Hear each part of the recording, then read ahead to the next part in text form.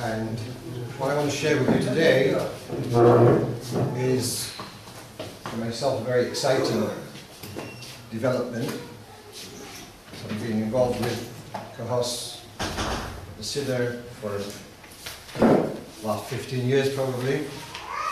And as I was in the office there a couple of months ago, they told me they discovered in the Rebbe's library, they discovered a Siddur which the Rebbe had made notes of, which they did not know of until now.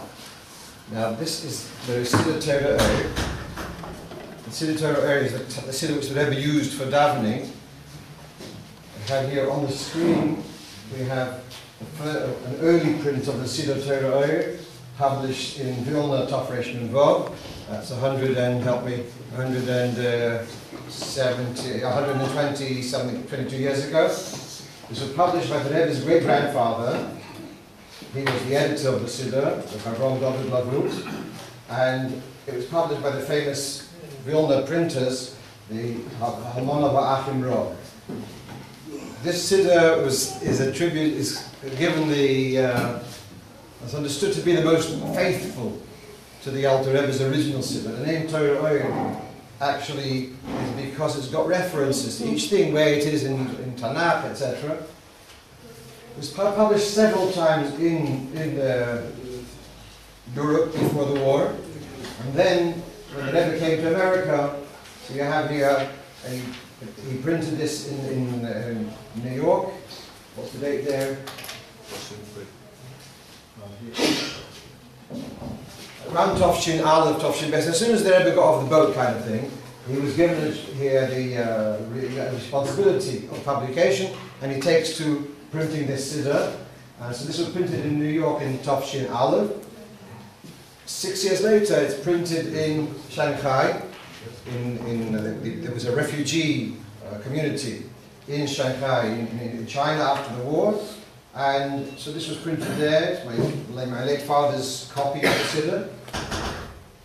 And you notice the difference here now. It's got the name, in addition to Torah, it's got the name Tfilas Yisrael. Fine. Why was that name was added, I don't know. This is the Shanghai edition. And since then, Tovshin Vav, Tovshin Zayin was not published again until Tovshin Mem Zayin.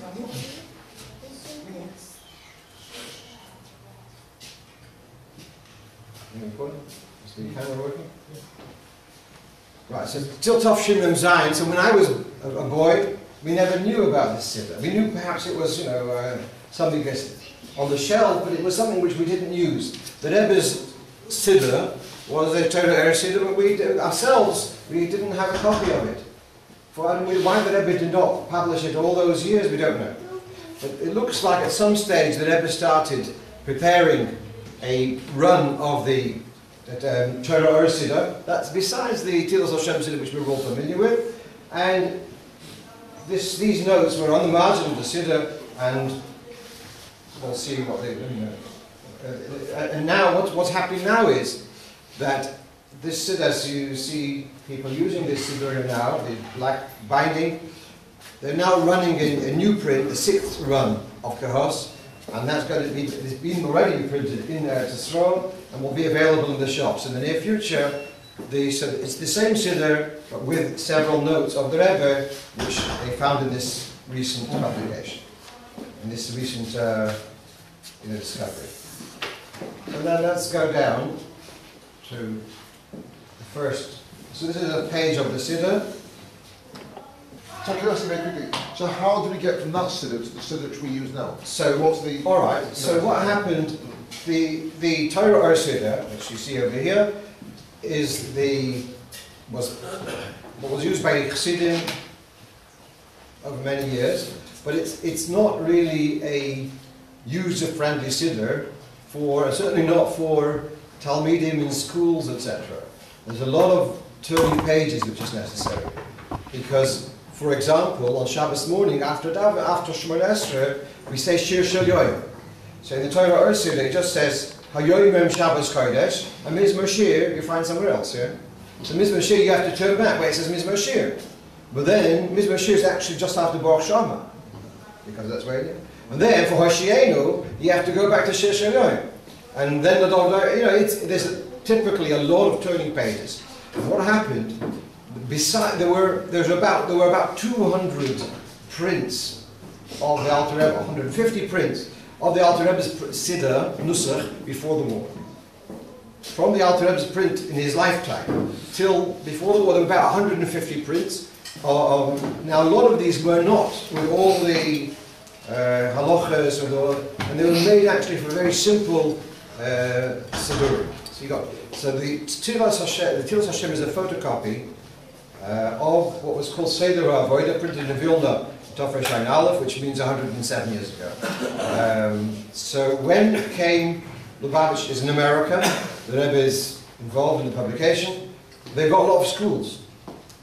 And the Torah also is not suitable for kids in school. There's too much turning of pages, the graphics, whereas there was this Seder Avodah in Vilna, which was very much geared to schools, and therefore they chose that as the master copy for the new, what's going to be called Tilas Hashem.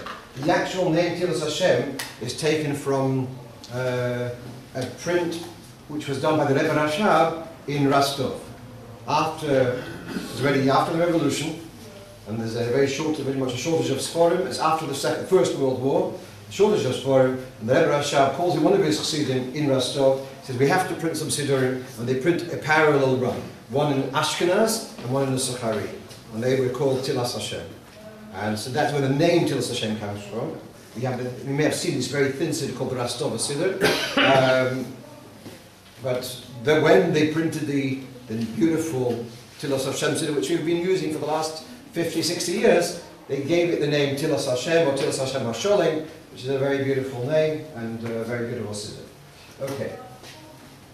So we've got here at the bottom of that page, we've got the notes. Now, this is stuff which you are familiar with. So I don't want to spend too much time on this because I want to spend the time on the Chidushim, the things which we discovered which were not known till now. Alright, so I'm going to read that though. Min hageinu loichim atal. Our custom is to take the talus. Min hakosei. We take the talus. In the morning we take out the talus, and presumably it's folded from yesterday, and you put it over your shoulder. You check the tzitzis. You check the tzitzis, and then you take it off, and then you then spread the talus open. You menashkes the talus. You kiss the two edges of the talus. Then you switch it around to the back of you, and then you start masculine, you start the brocha, and siyum brocha somuch lekrichas beis kanfois yamin, and the end of the brocha near the end of the brocha near as you're about to put the right part of your talus over the left side of the tatzma. So that's well known. Here you have it in the Hayoim Yoim of Hey Elul. It's almost the same thing, word for word. And the Rebbe saw fit at this stage to take that instruction in Hayom Yom to put it at the footnote of the Siddur. Okay. The second part is Min hageinu lechasses v'chelko ha'elyon sha'atalas godel gam ha'inayim. It's our custom to cover the eyes with the talus. Now, this is interesting because the Hayom Yom has the same thing over here. Min hageinu, it says in Hayom Yom here that we pull the talus over the eyes. Now, what I want to bring to your attention is that this second part of the Hayom Yom, Avanois Noyagin, was added in the 3rd edition. And you can see here in the Luach HaTikun at the back of the Hayom Yom, this was added, it says here, this was added on the 3rd edition. What that means like this. That the idea that the talus should be covering the eyes when you wear the talus, when you put on the talus, is actually debatable. For the simple reason that we are putting on the talus, emulating what's called atifas hayishma'elim, the way the Arabs would be covering themselves with the talus. It says in the Gemara that the atifa has to be ka'atifas hayishma'elim, that it should be like the way the Yishmaelim would wear. Now, if the Yishmaelim would be walking around with their eyes covered, then you're going to be having a lot of casualties, yeah? in addition to not having seichel, not being able to see where you're going, is going to asking for trouble. So how could you say that latifa should be covering the eyes? And this is where one of the pioneers, we could say, in study of the Alter Rebbe's Shulchan Aruch is Reb Chaim Noah. Reb Chaim Noah lived in Eretz Yisrael, Hebron, Yerushalayim. Mashvel Shalom met him in his later years. He passed away around 1955. So Reb Chaim Noah, so he wrote a sefer called Kasas HaShulchan, where he kind of analyzes the Alter Rebbe's Shulchan Aruch in a very simple, practical way. So Reb Chaim Noah writes that you shouldn't cover the eyes because of this very argument. How could the Ishmaelim walk around with their eyes covered? So there's a correspondence of the Rebbe with Reb Chaim Noah around 1953, Tafshin Yud Gimel, and the Rebbe explains why you should cover the eyes. And it says that the Ishmaelim, like if you would be, why would the Ishmaelim want to cover their eyes? Because of sand. If it's in a sandy area, it could be sand in the wind, could be brought into the eyes. So they would cover, in a way, it's covering the eyes, but you can still see ahead because it's not tucked against the face. Therefore, you can see ahead.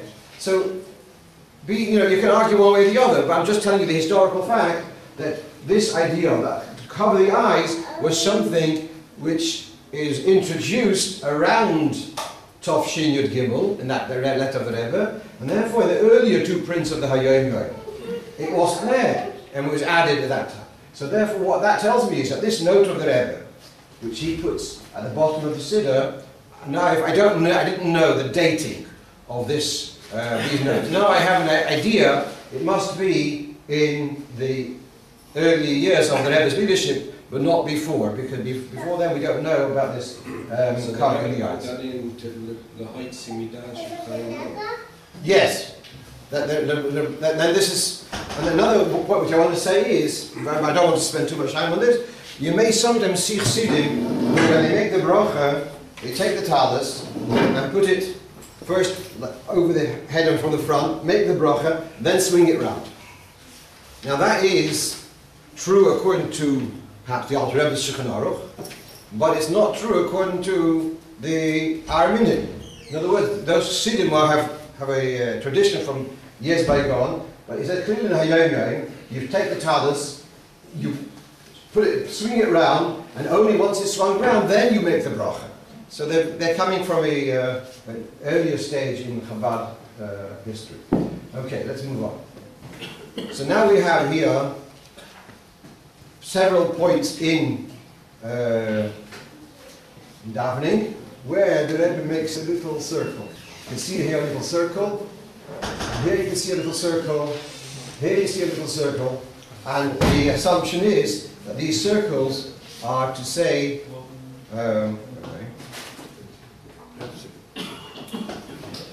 these are suggesting that the chazan should finish off. So here it says here, a note, that these circles are apparently indicating where the chazan should say aloud.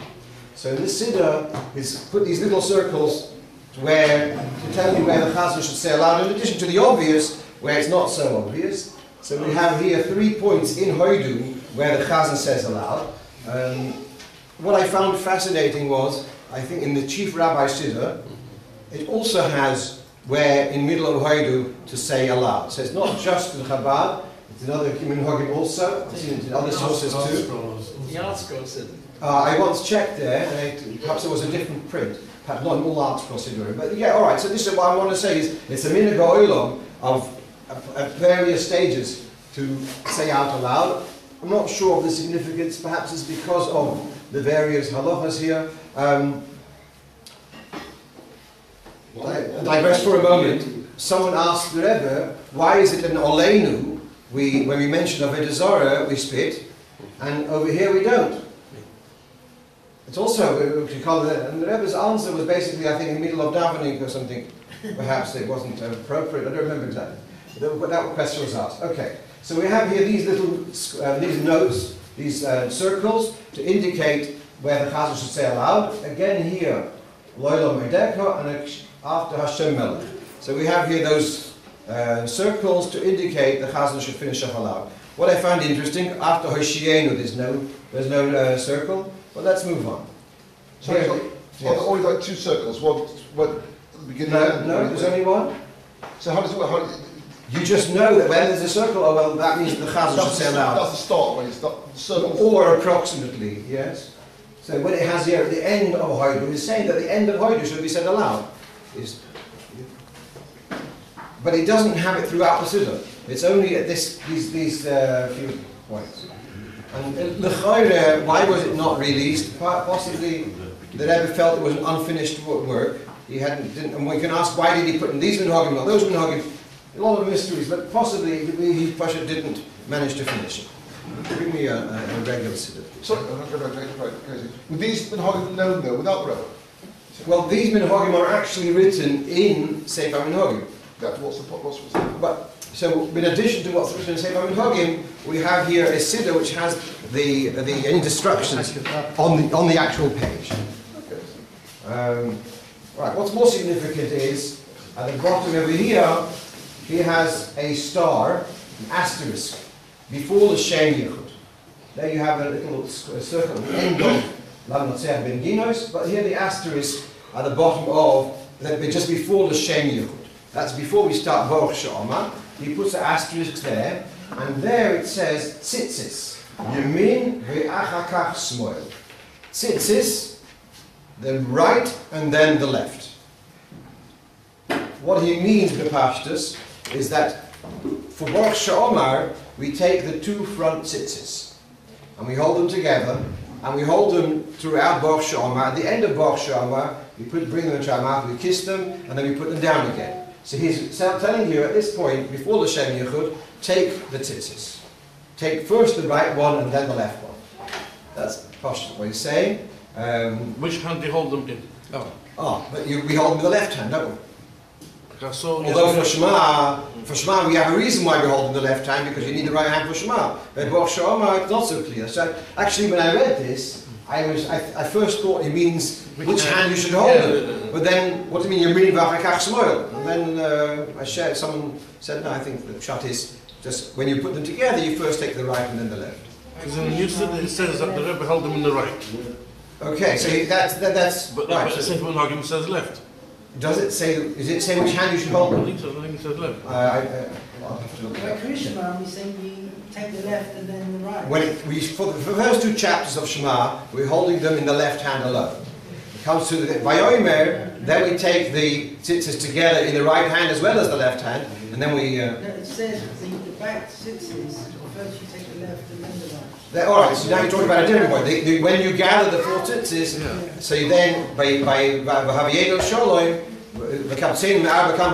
gather us from the 4 corners of the earth. At that point, we start gathering the tzitzis from the 4 sides. And we take first the 2 front, and then the left back, and then the left right. Yeah. Okay. Let's move on. Let's move on. At the end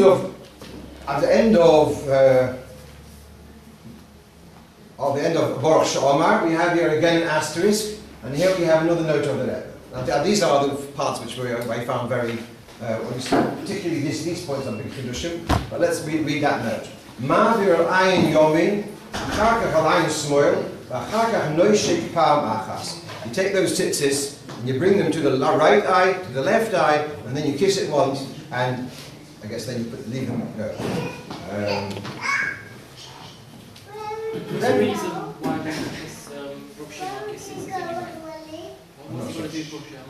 I don't remember now.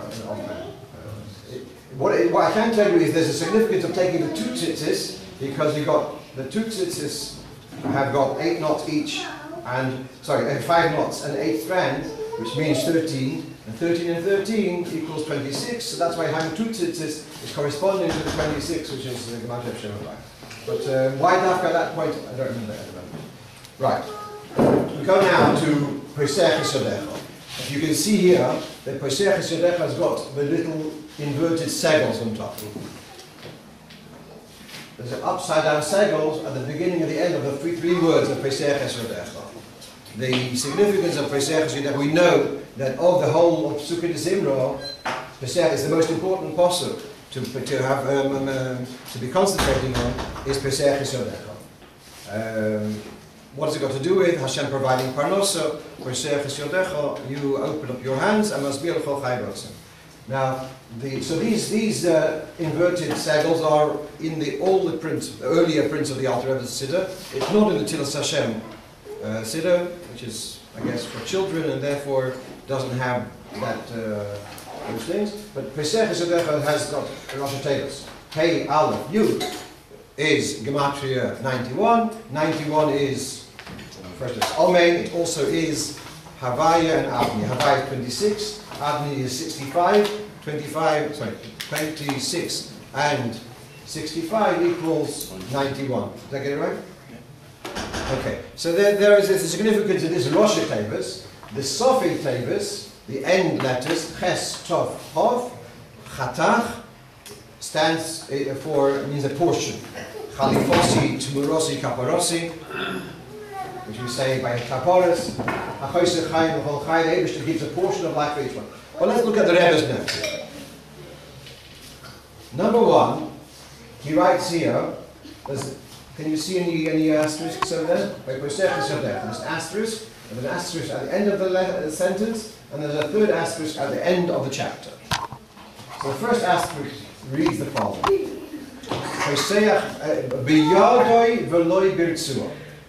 You touch the tefillin with your hand and not with the ritzuah. So when you touch the tefillin at these points, and probably true for throughout the davening, you touch the tefillin, do you touch it with your finger or do you touch it with the tefillin strap? So he's saying that you should touch it with the biyodoi v'loi b'ritzuah. So let's discuss that for a moment. I saw in other scholars who discussed this. When you have aliyah l'Torah, and you're holding the Sefer Torah, should you hold the Sefer Torah with your hands, or should you hold the Sefer Torah with your talus? And here we see a difference. And the Frierdiker Rebbe was particular to hold the Sefer Torah with the talus. And it says in the Gemara, one who holds the Sefer Torah naked will be buried naked. And one of the ways of understanding is if he holds the Sefer Torah without something in between. Now normally we think about holding the parchment. Does that apply to holding the handles of the Sefer Torah? So Magen Avraham says it applies to the handles too. The Taz says it doesn't apply to the handles. So we have a machloikis. Can you hold the Sefer Torah? Is it allowed to hold it with your bare hand? The Frierdiker Rebbe was machmir to hold it with his talus.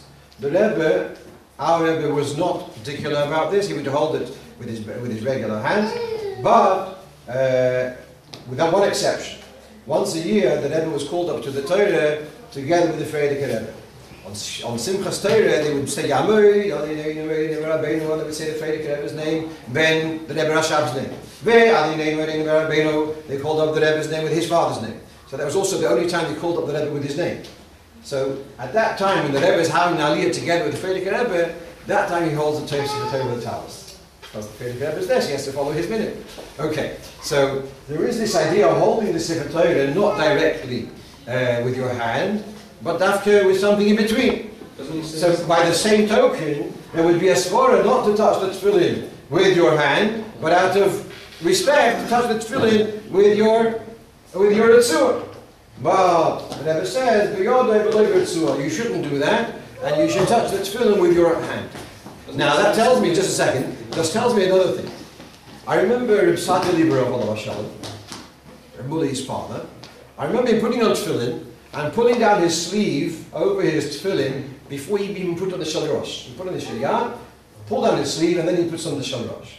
Now that, by the way, tells me that when he touches his tefillin, he would be touching it through the sleeve. Yeah?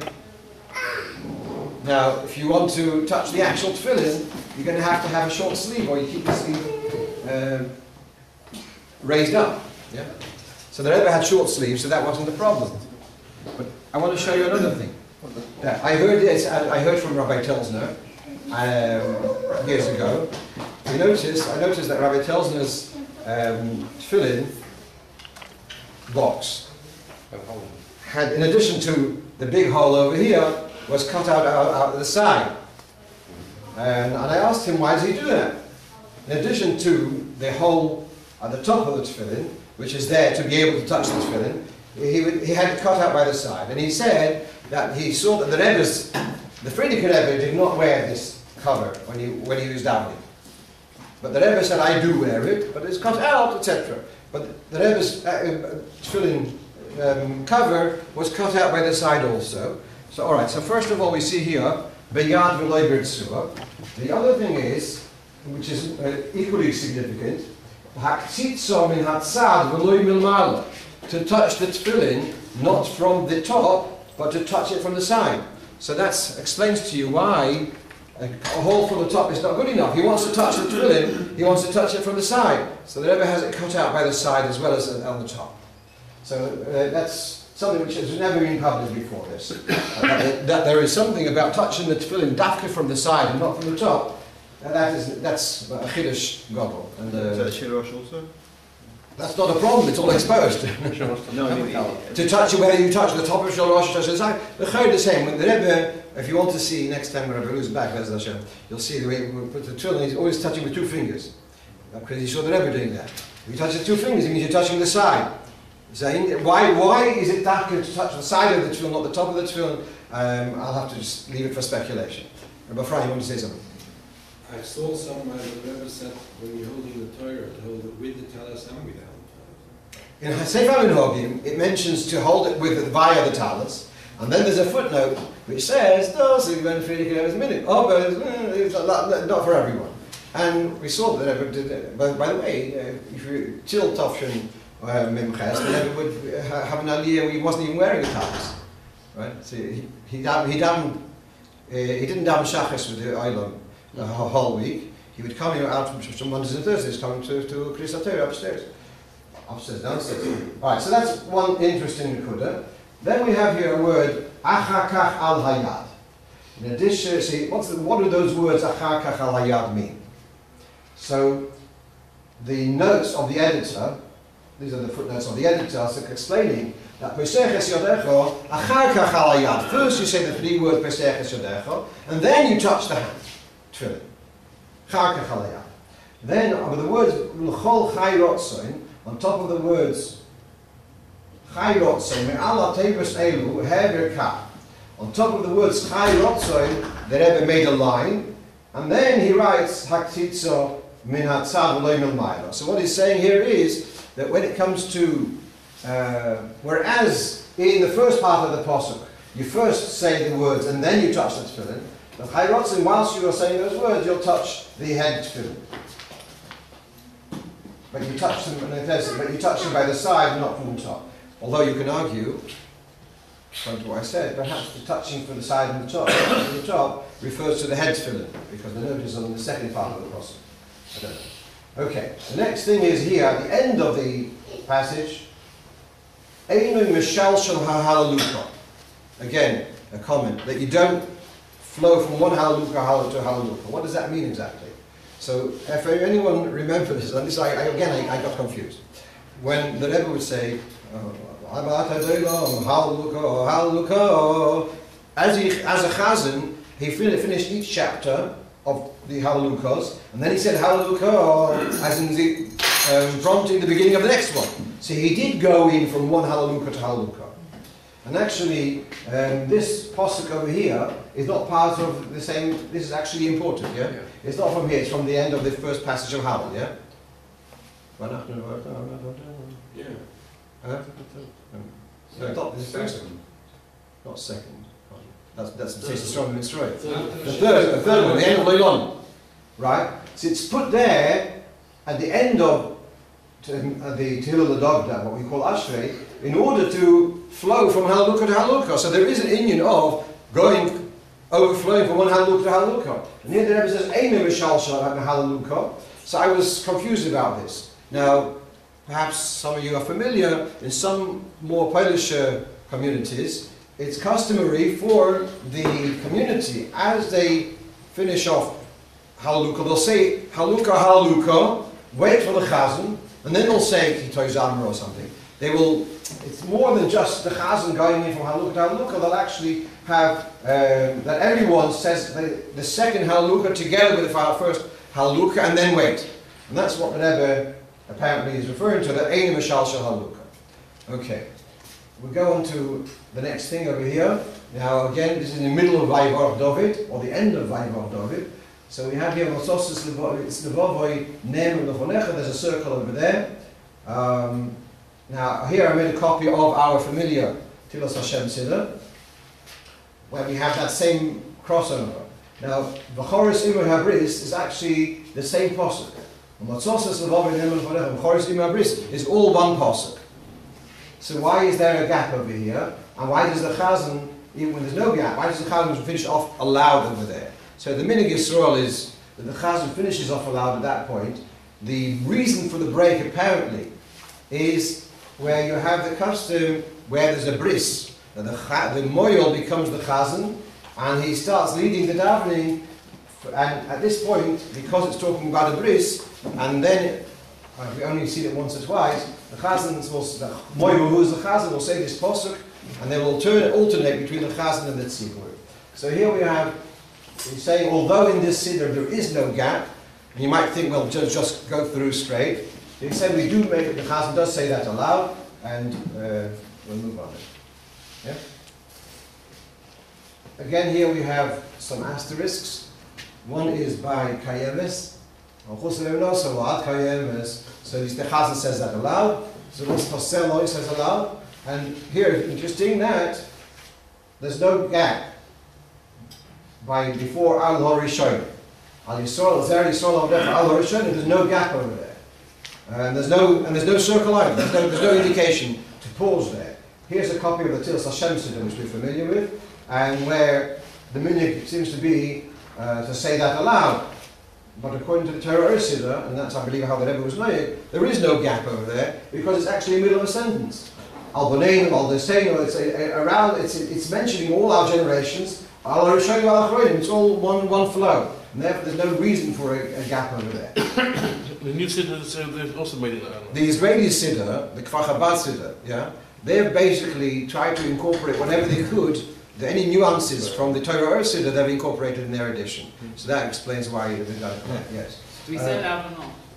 Over here, No. as far as I remember, the Rebbe didn't. We move on. V'yomru chulon. So here it's a point where the Chazan is prompting the Tzibur. He's saying by Kriyas Amsuf, everyone said, Omru chulon, everyone said, Micha Moicha. So the Chazan, Simcha Rabbo, V'yomru chulon, and then everyone joins in with Micha Moicha. So the Chazan says that aloud. And then we have another asterisk here. By God Israel. This is one of the things where Lubavitch is, Avtzaloch is the opposite of everyone else.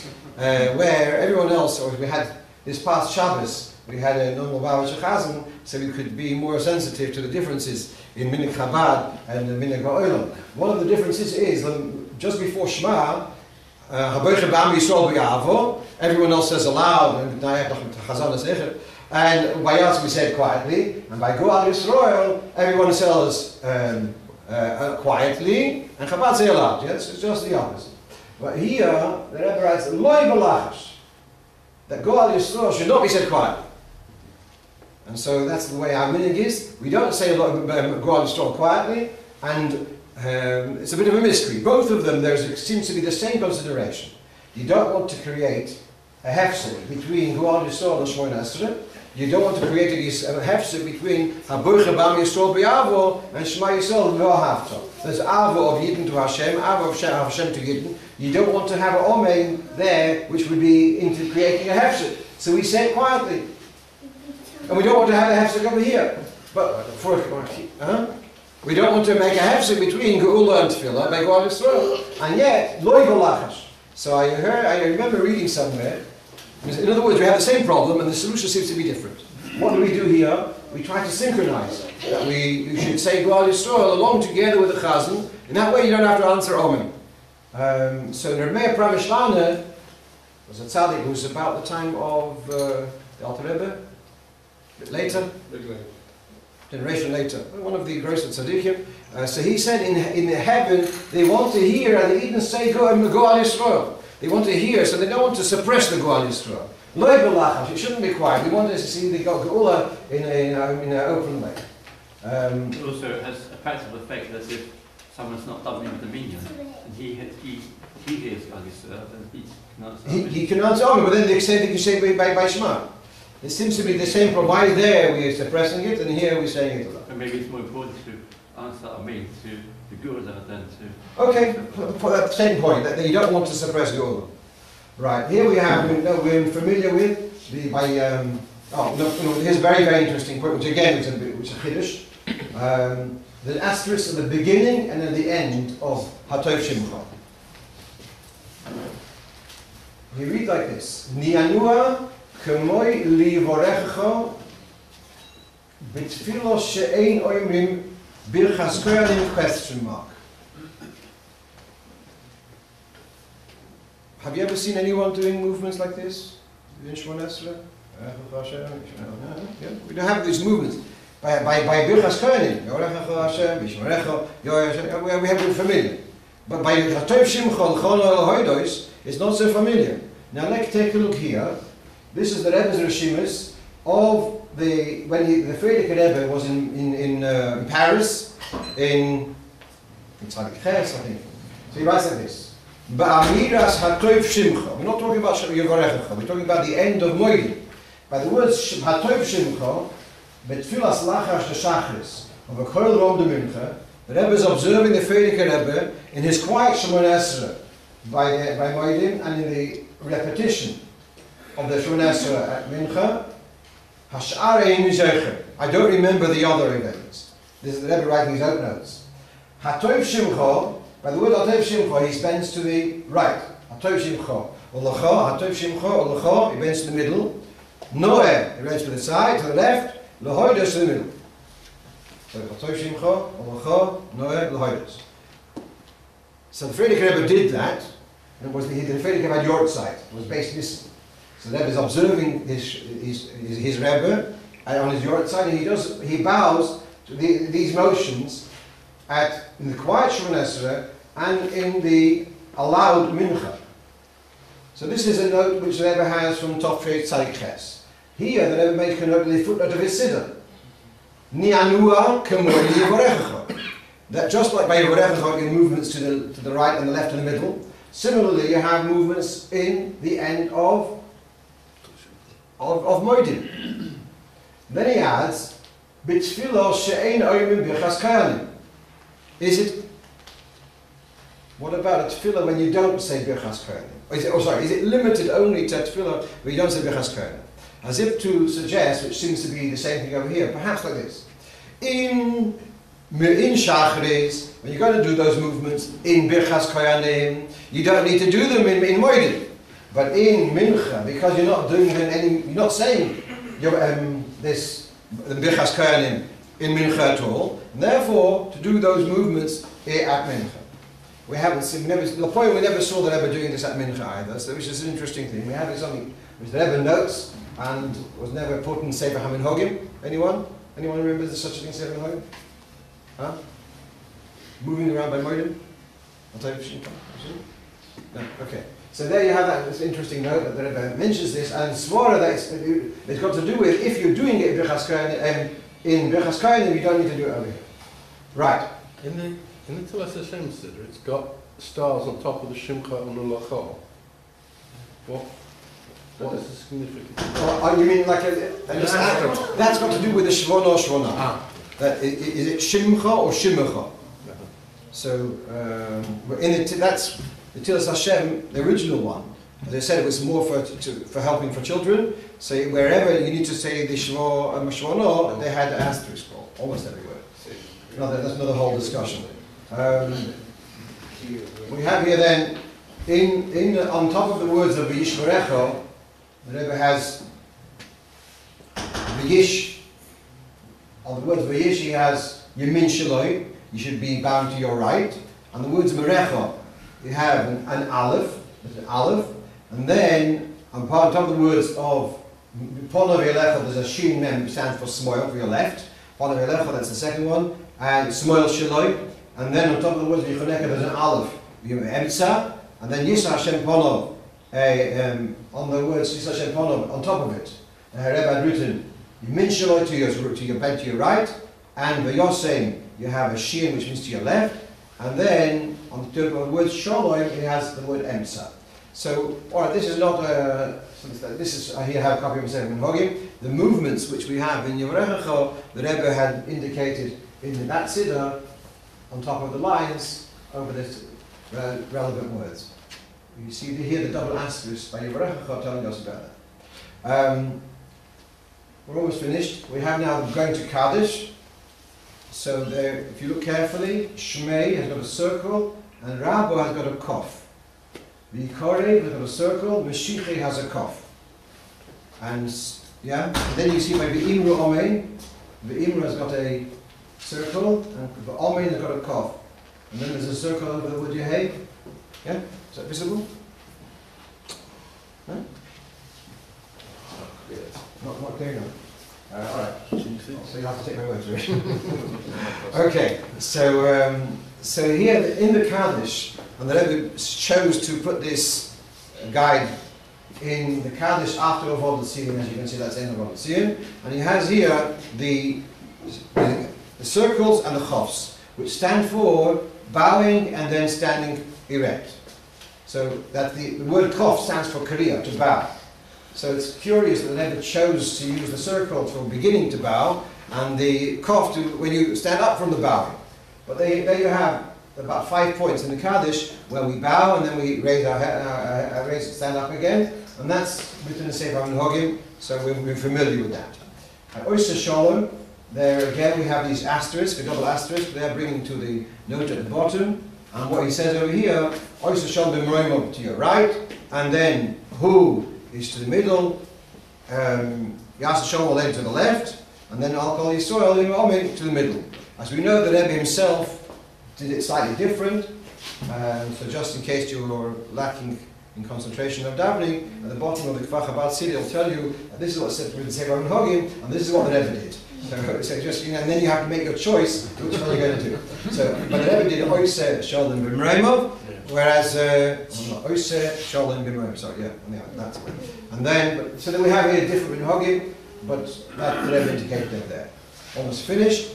We have here in Ma'ariv, there's an asterisk over there by Goylel, and here there's an asterisk by Kihen Chayein.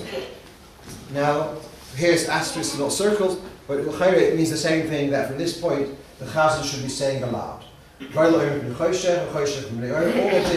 Chazan should be saying aloud, and similarly, Kihen Chayenu, again, why the Chazan should have to start aloud from these points, I'll leave for speculation. Which is not, yeah, it's earlier than usual, yeah? And similarly surprising, but that's clearly written in Sefer Minhagim, by Hamav Rebonov. Hamav Rebonov gives a answer most people would say from Vero Vonov Govaras or from a Malchus Everotson, yeah? Since it's a whole 2 lines earlier, so from Hamav Rebonov. But that's not a Chiddush, because you can read that in Sefer Minhagim. And he says here, in addition to the end of each piece, the Chazan starts aloud from Hamav Rebonov till the word Amru Cholam, then it says Malchuska aloud, and then Rosh Hashanah is saying. So there you have the indication of the by Malchuska, you have again an asterisk, and then in Hashkivenu we have by the word Shmoyer. So Shmoyer is saying from that point on, the Chazan says aloud. So the Rebbe has made a note of that over there. People notice the Rebbe saying aloud from Koil. Possibly, but this is not this is something which has been recorded in Sefer Minhagim, so it's not a chiddush here in this Siddur. It's just I know people tend to overlook it. Perhaps that's the value of being in the Siddur, not in the Sefer Minhagim, that people should remember. Okay, I think that's the last one, and thank you all for listening, and hope you enjoyed it.